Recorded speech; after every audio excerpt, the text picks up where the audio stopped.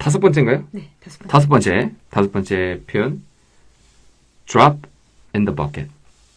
어떤 뜻인가요? 버켓이 우리도 아직 일본 문화가 남아있고 일본 언어가 남아있어서 맞습니다. 이거를 바켓스라고 그렇죠. 바켓스. 하죠. 네.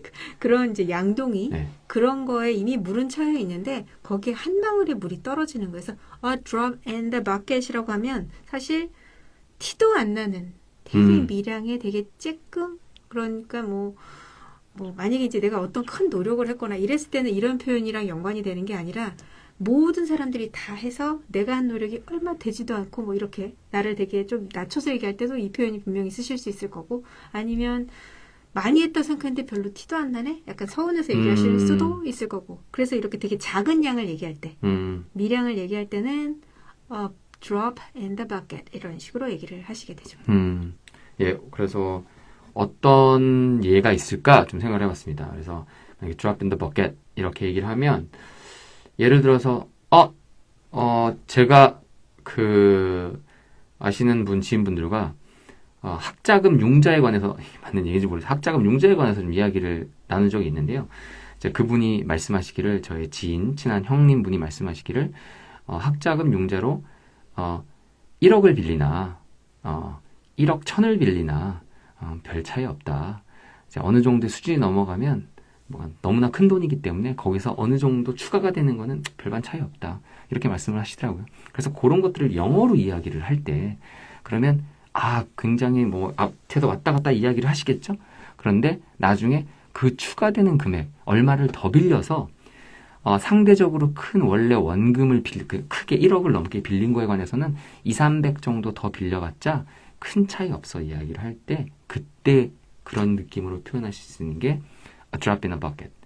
그렇게 쓰시면 됩니다. 그런 느낌으로. 그래서 그런 상황들이 굉장히 많겠죠? 예를 들면 그때 돈을 빌릴 때도 있을 테고 아니면 제가 아까 얘기하신 노력을 해야 될 때 갑자기 제가 아무리 노력을 해도 그거는 it's drop in a bucket 이렇게 얘기를 할 때가 있겠죠. 그러면은 제가 문장을 좀 구성을 해보겠습니다.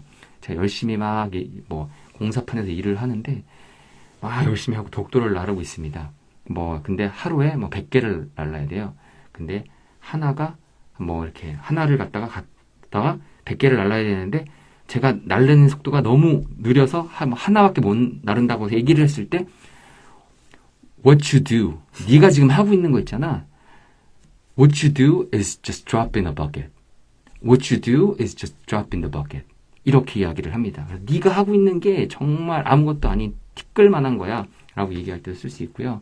그 다음에 what you do 할 때도 쓸 수 있고요. what you are doing is drop in the bucket. 앞에는 네가 하고 있는 거, 네가 한 거, 아까 이야기했던 네가 빌린 돈, 예를 들어갖고 금액이 될 수도 있겠죠. 예를 들어갖고 $10,000 그럼 $10,000이잖아요. just $10,000 is just drop in the bucket. 그러면 앞에도 여러 가지 말들이 왔겠죠.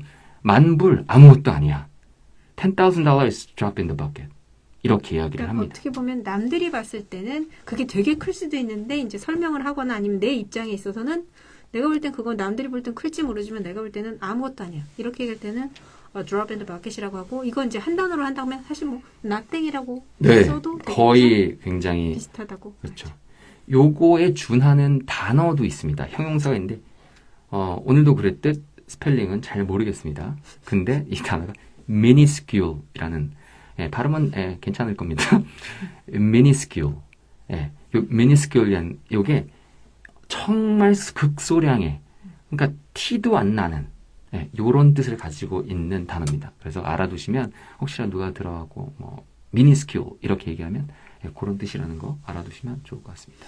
지난주에 했던 표현 중에 슬림에 비해서는 슬렌더가 한 2방울 정도 이 정도가 딱 미니스큐어라고 할 수 있겠죠. 다들 쓰시는 것 같습니다. 왜냐하면 쓰시는 것마다 여러 가지 한 방울, 2방울 이렇게까지 딱 정해놓고 쓰시는 표현들은 솔직히 아니었어요. 그렇죠. 적다, 아주 미미하다, 미세하다 이런 단어들. 안녕하세요. It's very good 현님 반갑습니다. 그리고 미니스큐어도 있지만 예를 들면 우리가 그런 수학을 한다거나 통계를 한다거나 하시는 분들은 박건파리님 반갑습니다. 그냥 예를 들면 어떤 게 있을까요? 그냥 무시해도 되는 정도다라는 뜻도 있습니다. YJ7810님. 네.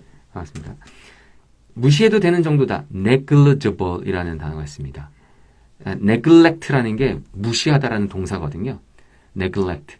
그러니까 말 그대로 나는 뭔가를 해야 되는데 무시하는 뭐 이런 동사가 있는데 만약에 방치되어 있는 아이들이라고 하면 neglected child, children 이렇게 얘기하면 되고요.